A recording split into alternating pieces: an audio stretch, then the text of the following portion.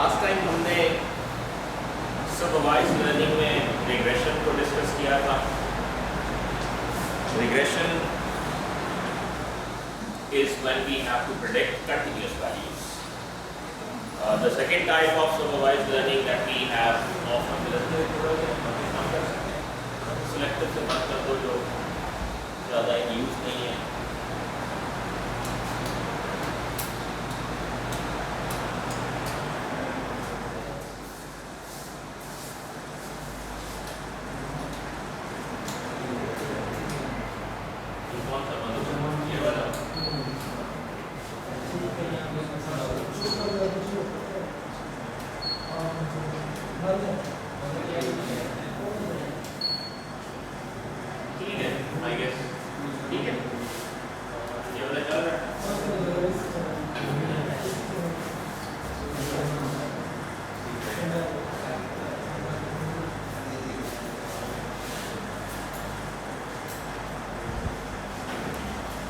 Okay, so from regression we now move on to classification.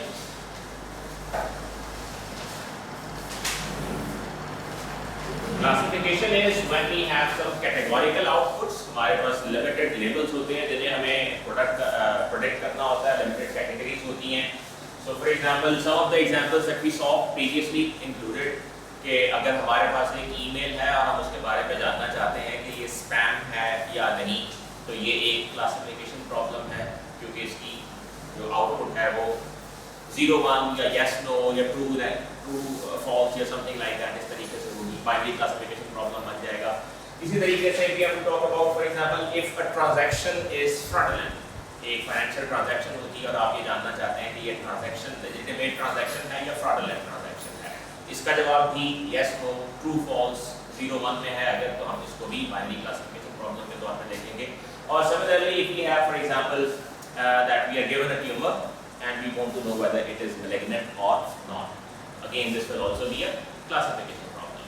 So like amongst the most frequently occurring problems in machine learning are supervised learning problems, and like among those are regression problems and classification problems. So regression problems के बारे में हम पहले बात कर चुके हैं, आज हम बात करेंगे क्लासिफिकेशन प्रॉब्लम्स के बारे में कि हमारे मॉडल्स किस तरीके से क्लासिफिकेशन प्रॉब्लम्स के ऊपर काम करते हैं।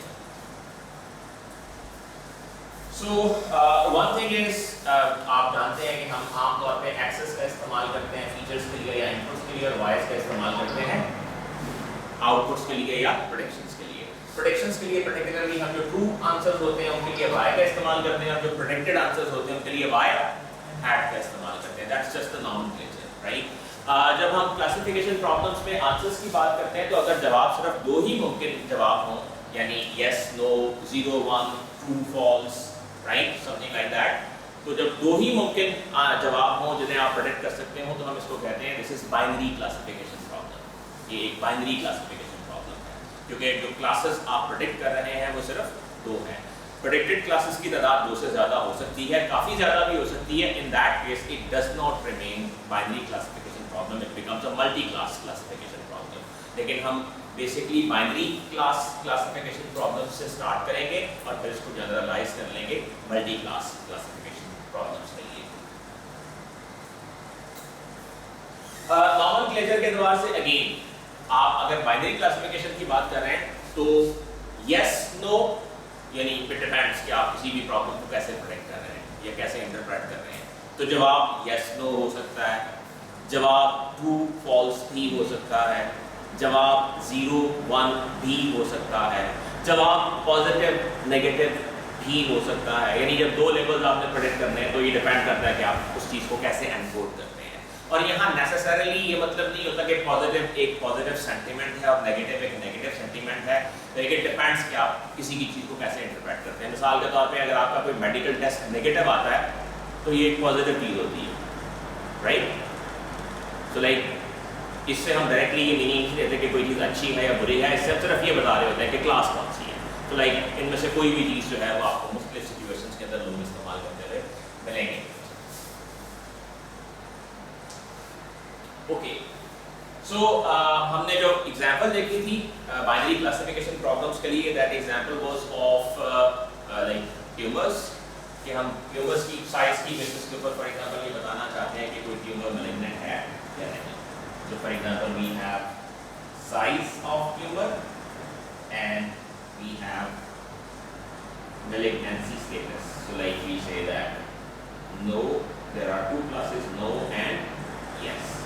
So for example, we have some tumors which are like lying here, and we say that they are not malignant, and then there are some tumors which are lying here, so we say that they are malignant. So दो classes हैं, आप इनको इस तरीके से cooperate करके देख सकते हैं based on size, for example, you're saying this, right? फिर आप ये भी कर सकते हैं कि आप इसको इसी एक लाइन के ऊपर ले आए, right?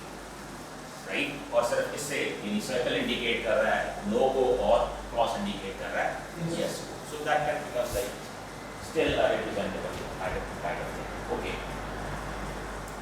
अब अगर हमारे पास फर्ज करें कि इस किस्म का डेटा है और इस किस्म के डेटा के ऊपर हम ये प्रेडिक्ट करना चाहते हैं कि ये लाइक कोई ट्यूमर जो हमें उसका जो साइज दिया गया है उसके साइज की बेसिस के ऊपर अगर हम ये बताना चाहते हैं कि ये ट्यूमर मैलिग्नेंट है या नहीं है, तो हम इसके ऊपर किस किस्म का मॉडल फिट कर सकते हैं।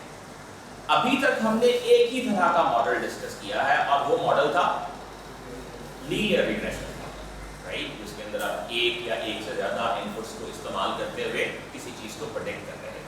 ठीक है, लीनियर रिग्रेशन के बारे में हम ये जानते हैं कि लीनियर रिग्रेशन बुनियादी तौर पे आपको एक स्ट्रेट लाइन फिट देता है, राइट। तो मिसाल के तौर पे अगर आप उसको इस किस्म का डेटा देते हैं तो मुमकिन है कि वो आपसे कह लीजिए ठीक है, it turns out to be कि आपका डेटा जो है वो तकरीबन इस लाइन के हिसाब से फिट हो रहा है, राइट। अगर आपको एक स्ट्रेट लाइन फिट लेनी है इसके लिए मोर और लेस हाइपोथेटिकली फर्जी तौर पे हम ये लाइन ड्रॉ कर रहे हैं, तो आपको लीनियर रिग्रेशन चूंकि एक स्ट्रेट लाइन दे सकता है और उसने सारे डेटा के ट्रेंड को रिप्रेजेंट करना है इन द जनरल सेंस, तो आप ये कह सकते हैं कि शायद लीनियर रिग्रेशन आपको इस किस्म की लाइन देगा। ठीक है, अगर लीनियर रिग्रेशन हमें इस किस्म की लाइन देता है तो क्या इस मॉडल को हम प्रेडिक्शन के लिए इस्तेमाल कर सकते हैं।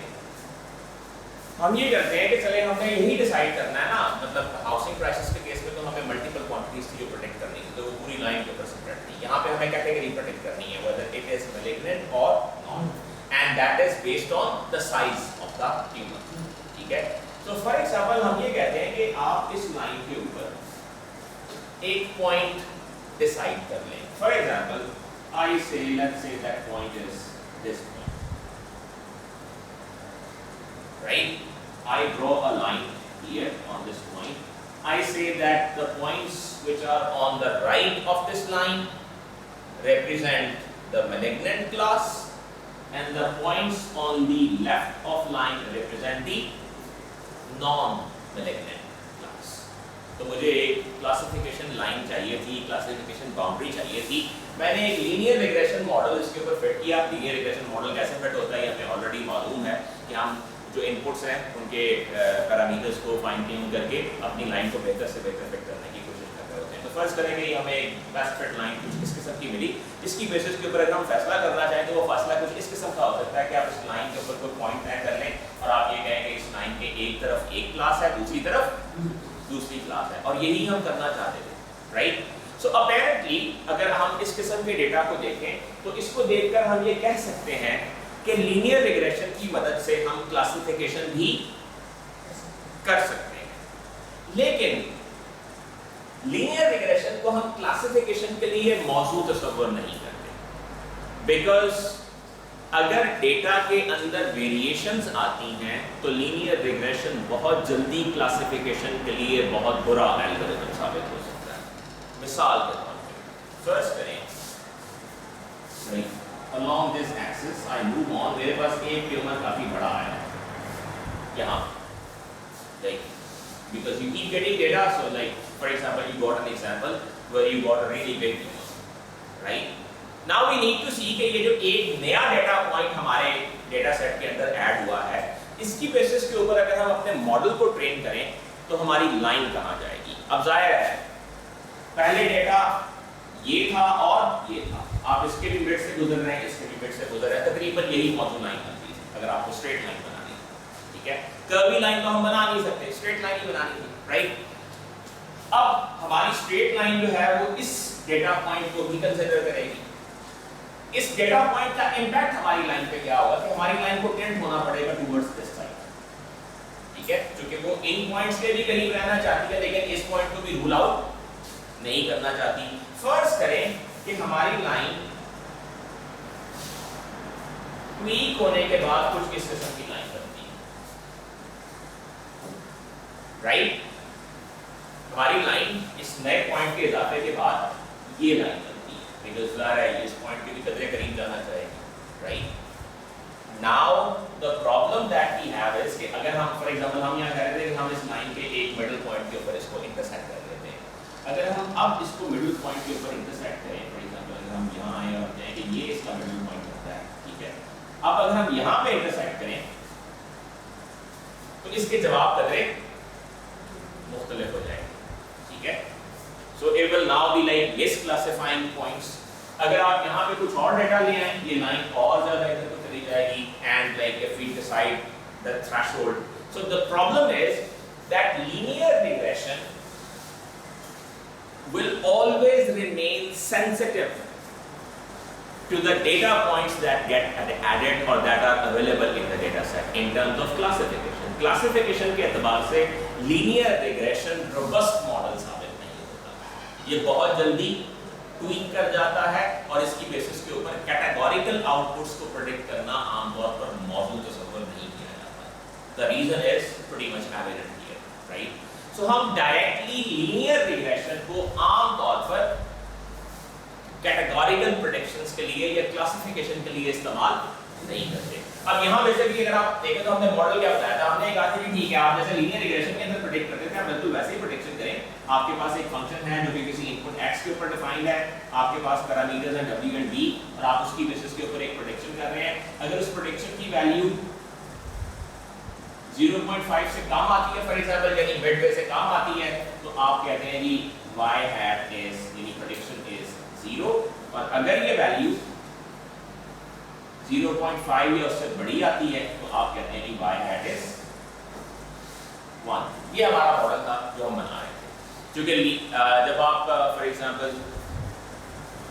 लीनियर रिग्रेशन डिस्कस कर रहे होते हैं, लीनियर रिग्रेशन के अंदर आप बाउंड नहीं करते अपने इंटरवल्स, ठीक है। लीनियर रिग्रेशन में जो भी चीज प्रेडिक्ट हो रही है आप उसको रियल वैल्यू के तौर पे एक्सेप्ट कर लेते हैं। लेकिन जब आप क्लासिफिकेशन की बात कर रहे हैं तो आपको क्लासिफिकेशन में दो जवाब चाहिए और इस सूरत में हम उन जवाबों को एनकोड कर लेते हैं 0-1 की शक्ल में, that 0 is that this is this class and 1 is that no this is the other class, right. But the problem that we have just mentioned here is कि अगर आप इस चीज की बेसिस के ऊपर क्लासिफिकेशन कर रहे हैं जहां आपका डेटा जो है वो prone to like undergoing any kind of changes और उसके मुताबिक आपका मॉडल भी शिफ्ट कर जाएगा तो लीनियर रिग्रेशन आपके लिए कोई अच्छा मॉडल साबित नहीं होगा।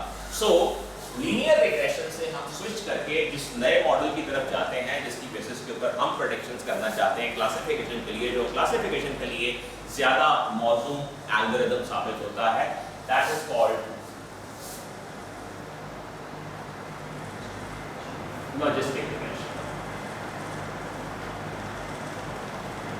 So we now need to figure out that what is logistic regression, right? हमें अब मालूम करना है कि logistic regression मॉडल क्या होता है। इस लाइन के बारे में तो हमें पता है कि ये लाइन हमारे पास कैसे आती है wx plus b से। आप इनपुट लेते हैं उसको किसी वेट से मल्टीप्लाई करते हैं उसमें कोई इंटरसेप्ट ऐड करते हैं, इसकी बेसिस के ऊपर आपके पास ये लाइन आ रही होती है, right. So this is your linear regression line, right? Linear regression model is wx plus,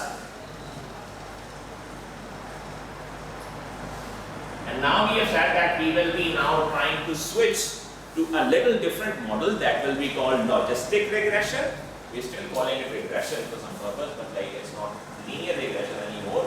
We will be calling it logistic regression, and we will see that how logistic regression seems to be a better algorithm for classification and how it is different from linear regression. तो हमें दो बातें समझनी है, एक logistic regression linear regression से कैसे different है और वो जैसे भी डिफरेंट है वो क्लासिफिकेशन के केस में बेहतर एल्गोरिथम क्यों साबित होता है, right. So this is what we will answer next.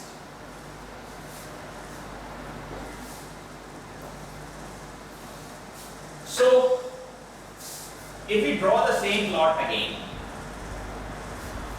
or similar plot again, तो for example हम ये कहते हैं कि हमारे पास कुछ पॉइंट्स हैं जो यहाँ पे हैं, कुछ पॉइंट्स हैं जो यहाँ पे हैं.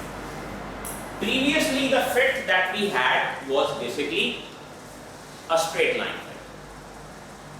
Instead of having a straight line fit, what logistic regression does for us is it does a relatively non-straight line fit. It allows us to have a little curvy line, right? How?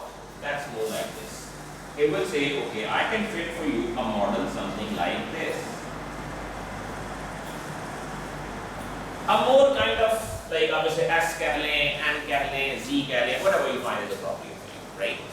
So it allows you to have, like, instead of having a straight line fit that was going like this, it is allowing you to have a, right? Sometimes people call it like it's a kind of S kind of shape, right? And like it looks like more like हम इसे sigmoid function कह देते हैं. Sigmoid function क्या होता है?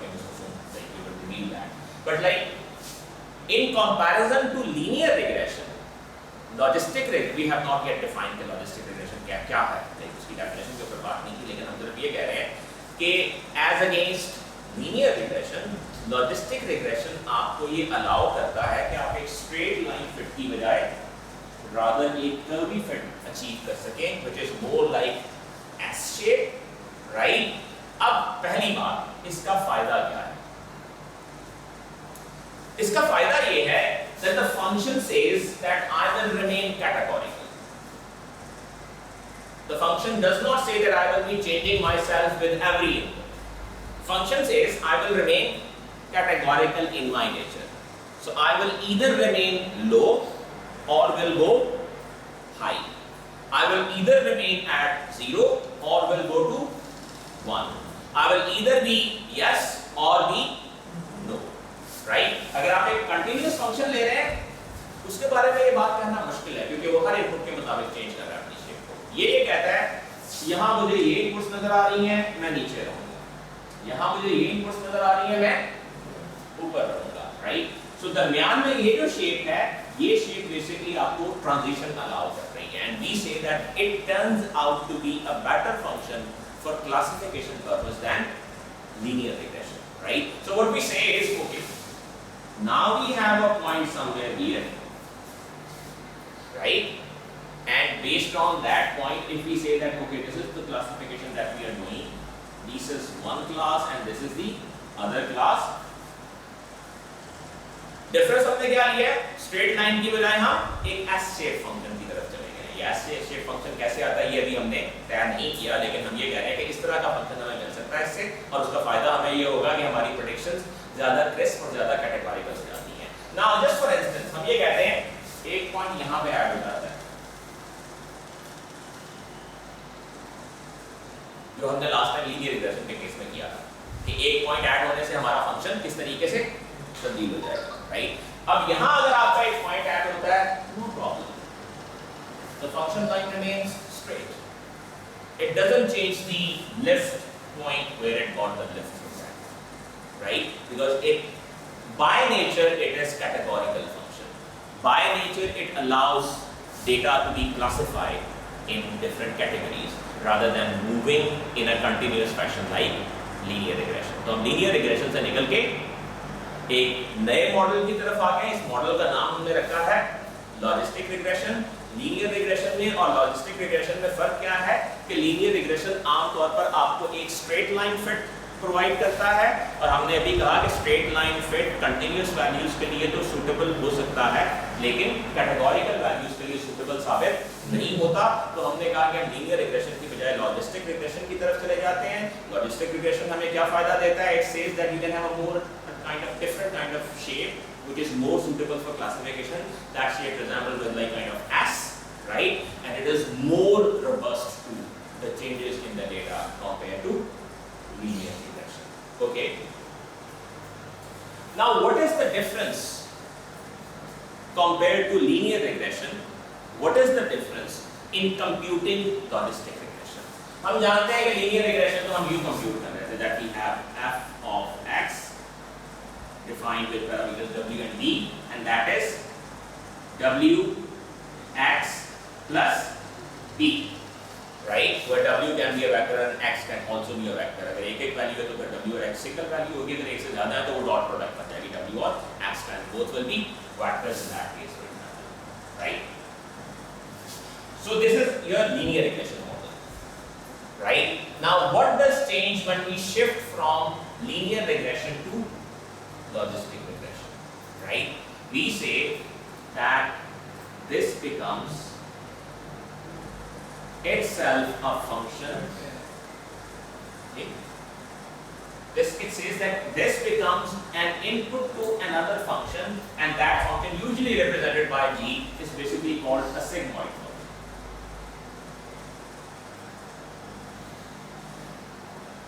हम linear regression ही compute कर रहे हैं, लेकिन हम सादा लीनियर रिग्रेशन पे रहने की बजाय एक स्टेप आगे जाते हैं और जो लीनियर रिग्रेशन की आउटपुट है उसको एक और फंक्शन में से गुजार देते हैं और उस फंक्शन का नाम है सिग्मॉइड फंक्शन। अब ये सिग्मॉइड फंक्शन को जब हम लीनियर रिग्रेशन की आउटपुट बतौर इनपुट देते हैं तो वो उसके साथ क्या करता है, it just simply computes it like, अगर हम इसको कह दें दैट दिस इज z, हम ये कहते हैं कि जो आपकी ये जो इनपुट ये जो आउटपुट यहां से आ रही है आप इसको z कह देते हैं, right? We say that the output of the linear regression model is called say z. तो हम z को एक फंक्शन g से गुजार रहे हैं, so we say that what is this function g of z? So g of z is basically 1 over 1 plus e raised to power minus e आप जानते हैं is the exponent, इसकी वैल्यू 2 point something के करीब होती है, 2.7 or whatever, right? So it is 1 over 1 plus e raised to power minus z. So basically linear regression और logistic regression में फिर क्या फर्क हुआ कि linear regression w into x plus b compute करता है, w और x का डॉट प्रोडक्ट और उसमें b ऐड कर देता है, और लॉजिस्टिक रिग्रेशन क्या करता है, लॉजिस्टिक रिग्रेशन यही करता है लेकिन इसके ऊपर एक एडिशनल स्टेप भी परफॉर्म करता है, तो जो आउटपुट लीनियर रिग्रेशन से आई होती है उसको सिग्मॉइड फंक्शन से गुजार देता है, और सिग्मॉइड फंक्शन क्या है, that is 1 over 1 plus e raised to power minus z, where z is the output of the linear regression, right? So हम ये कह सकते हैं कि लॉजिस्टिक रिग्रेशन की बेस वही है जो लीनियर रिग्रेशन की है, राइट? वही कंप्यूटेशन है, लेकिन जो आउटपुट लीनियर रिग्रेशन से आती है वो चूंकि कंटीन्यूअस आउटपुट होती है और उसकी रेंज कुछ भी हो सकती है, हमें उसे रेंज बाउंड करना है, हमें आउटपुट चाहिए 0 और 1 की शक्ल में। तो एक तो ये कि रेंज हमारी 0 से 1 तक आ जाएगी, दूसरा ये कि हमें उसको इस शेप में ट्यून भी करना है कि वो एक स्ट्रेट लाइन फिट की बजाय रादर एक एस शेप फिटिंग के अंदर आ जाए, which will become more suitable for categorical data prediction, right? ठीक है यहाँ तक? क्लासिफिकेशन हम कर रहे थे, तो हमने एक मॉडल का क्लासिफिकेशन देखा, फाइनल क्लासिफिकेशन है उसमें, पर इसका नाम हमें क्लासिफिकेशन के लिए। Okay, like the name doesn't sound very great. That is more for kinds of some like historical reasons. इसके बारे में शायद आपको background में कुछ पढ़ने को पड़े. I haven't really figured out कि इसको logistic regression क्यों कहते हैं. But it's more for some kind of what we say historical reasons. So like the name became logistic regression. Like means logistic regression. If you like dig a little deep, like if you want to know exactly, maybe you can ask like people. So I'll tell you the logistic regression का नाम logistic regression कैसे पड़ा. बहुत सारी चीज़ों के नाम like किसी नॉर्म, किसी कन्वेंशन, किसी इवेंट या किसी की लाइक डिसलाइक की वजह से पड़ जाते हैं, they just continue to like that. इसको हम बाइनरी क्लासिफिकेशन में क्या रखते हैं? Like look, so binary classification के लिए अगर हम ये कहें कि सिर्फ एक मॉडल एग्जिस्ट करता है तो दुरुस्त नहीं होगा। जैसे रिग्रेशन है अगर, तो रिग्रेशन के लिए हमने एक मॉडल डिस्कस किया जिसका नाम था लीनियर रिग्रेशन, लेकिन रिग्रेशन के लिए सिर्फ एक मॉडल नहीं है. So that is regression, but there are many different ways to do that. So linear regression is one, decision trees are the other. Decision trees के अंदर आपके पास random forest है, XGBoost है, AdaBoost है. So आपके पास support vector machine based regression है, आपके पास layer based regression है. So like we have talked about one particular model, that is linear regression, that is the foundational model for linear regression. But then to do the regression, there are like many different models and they have different names. Similarly, to do the classification, we have many different models. Logistic regression is one of those, right? Then there are like a plethora of different models that can be used for the same purpose, right? It's just one of those models. The story doesn't end here, the story just begins at this point. But it's a like very handy model for doing classification. और इसी को जब हम आगे जाके generalise करेंगे multi class classification के लिए, that's like very handy model. It's not that linear regression is not a good model, or to say that logistic regression is not a good model. No, not like that. Yes, there are models that can be better in different ways for different kind of problems, for different kind of data sets. So ये चीज़ हमें empirically over time learn करनी पड़ती है कि किस situation में किस किस्म का मॉडल कितना बेहतर परफॉर्म करता है. अक्सर हम मल्टीपल मॉडल किसी एक प्रॉब्लम के ऊपर अक्सर ऐसा होता है कि machine learning engineers multiple different models try कर रहे होते हैं और देख रहे होते हैं कि किसकी क्लासिफिकेशन एक्यूरेसी या रिग्रेशन एक्यूरेसी कितनी आ रही है और कितने ट्रेनिंग डेटा के साथ, कितने टेस्टिंग डेटा के साथ, किस किस्म की वैलिडेशन के साथ कैसा परफॉर्म कर रहा है और फिर वो रियल लाइफ में कैसा परफॉर्म करेगा. सो ये सारे सवाल जरा प्रैक्टिकल नेचर के होते हैं. ओके, अब अगर हम इसको थोड़ा सा इंटरप्रेट करने की कोशिश करें, देखिए जो वैल्यू हमें लीनियर रिग्रेशन देगा, जिसको हम अब z कह रहे हैं, right? Linear regression give us a value called z, which is basically dot product of w and x, right, plus b. This is what linear regression is giving us. और हम क्या कर रहे हैं, उस लीनियर रिग्रेशन की output को गुजार रहे हैं लॉजिस्टिक फंक्शन से. ठीक है, अच्छा. अब लीनियर रिग्रेशन जो आउटपुट आपको देगा, उसकी रेंज के बारे में हम कोई खास प्रेडिक्शन इस वक्त नहीं कर सकते कि उसकी रेंज क्या होगी, क्योंकि बेस्ड ऑन द इनपुट उसकी आउटपुट भी कंटिन्यूअस होती है. So it can be giving you a very big number, very small number, right? हो सकता है उसकी आउटपुट 125 आ रही हो, 127 आ रही है, 334 आ रही हो, ठीक है, या 5525 आ रही हो, या कुछ भी आ रही है, क्योंकि लीनियर रिग्रेशन की जो आउटपुट्स होती हैं वो इनपुट्स के मुताबिक कंटिन्यूअस होती हैं. ठीक है, और हमारा पर्पस क्या है लॉजिस्टिक रिग्रेशन की तरफ जाने का, कि हम वो जो आउटपुट हमें लीनियर रिग्रेशन देगा, हम उसको पैक कर दें between an interval which is closed with in 0 and 1. तो हमारा जो लॉजिस्टिक फंक्शन है, सिग्मॉइड फंक्शन है, उसके अंदर बज़ाहिर ये सलाहियत होनी चाहिए कि वो हमारी कोई भी आउटपुट जो आती है उसको इस पर्टिकुलर इनपुट के अंदर क्लोज कर सके. अच्छा, अब देखिए z की वैल्यू फर्ज करें बहुत ज्यादा आती है, या फर्ज करें z की वैल्यू बहुत छोटी आती है, राइट? बहुत ज्यादा का मतलब है 200, 400, 500, 1000, 12,000, 25,000, 1 lakh, 25 lakh, so on so forth. So it can go keep on going big to any like limit, right? Similarly, small value का मतलब क्या है कि वो छोटा होते 0 से फ्रैक्शन से फिर नेगेटिव नंबर के अंदर चली जाए, और नेगेटिव नंबर्स के अंदर बहुत बड़ा नेगेटिव नंबर आ जाए, right? So like z can be very big, z can be very large. And what we are expecting from sigmoid function is that it will ultimately be casting the values of z within an interval which is ranging from 0 to 1, right? No matter what the actual value of z is. अब ये कैसे करता है? फर्ज करें z की value काफी बड़ी है, जस्ट फॉर इंस्टेंस हम कहते हैं z की वैल्यू है 100 का मतलब ये है कि आप इसे 10,000 भी रख सकते हैं, 1 लाख भी रख सकते हैं, लेकिन जस्ट फॉर सेफ्टी हमने कहा z की वैल्यू 100 है, क्योंकि हमें